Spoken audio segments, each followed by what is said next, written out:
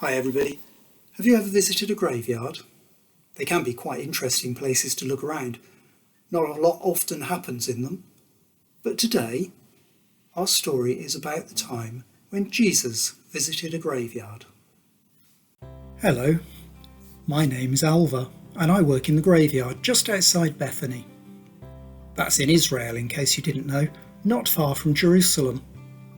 I help burying people and look after the graves afterwards, so I get to see lots of people who died. And their families can be really sad, and sometimes that makes me wonder if God is really there. Anyway, yesterday I was bringing up some water to the flowers by the graveyard entrance when I spotted someone coming along the road on the other side of the valley. He was quite a way away, but I recognised him straight away. It was Jesus. I remember him from when he was here a while ago. It was quite an occasion. He stayed with Mary, Martha and Lazarus, and a whole load of us got invited round their house to eat with them and listen to him. It was a great time, but a few weeks later, Lazarus got ill. I suppose Jesus heard he died and came to visit them. I saw Martha rushing out of town to see him, so decided to wander over too. I got there just in time to hear her. She sounded very sad. "If you'd been here, he wouldn't have died." "He will rise again," said Jesus, and he sounded so confident. "I know, but not until the end times," said Martha. I'd helped seal the tomb when we buried Lazarus. Not so sure about the rising again, though. Jesus wasn't finished, though.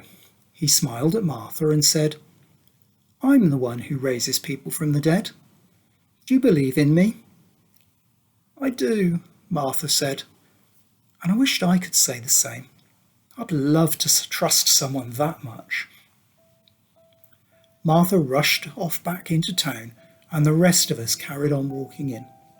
Turned out Martha had gone to tell Mary that Jesus was here, and it wasn't long before she'd rushed back and fell at Jesus' feet.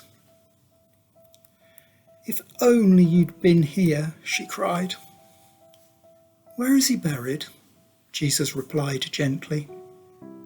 "It's this way," I said, coming alongside Jesus. As we got closer, I was amazed to see Jesus was crying. He must have loved Lazarus, Mary and Martha ever so much. "Take away the stone," Jesus said. Now, I know this is not a good idea. 4 days ago he was buried. 4 days. And it's been just as hot as normal, so it would smell horrible. I've had to find some clay to seal tombs that haven't been properly closed before.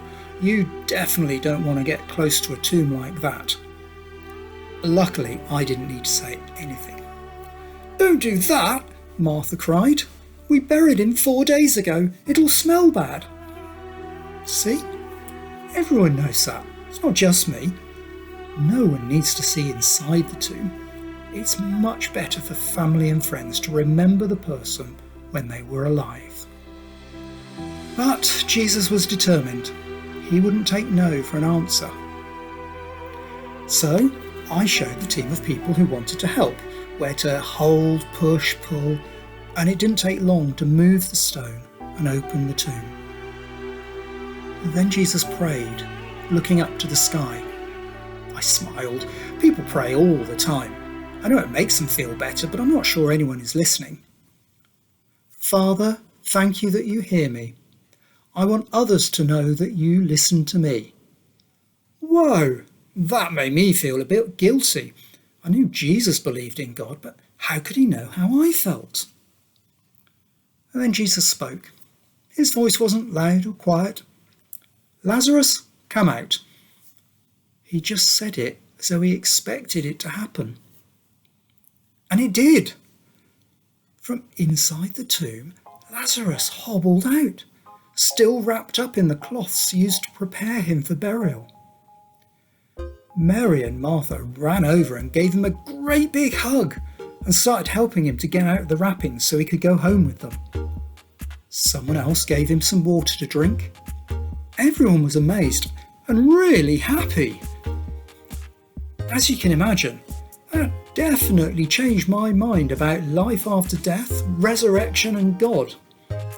There's so much more to Jesus than I first thought.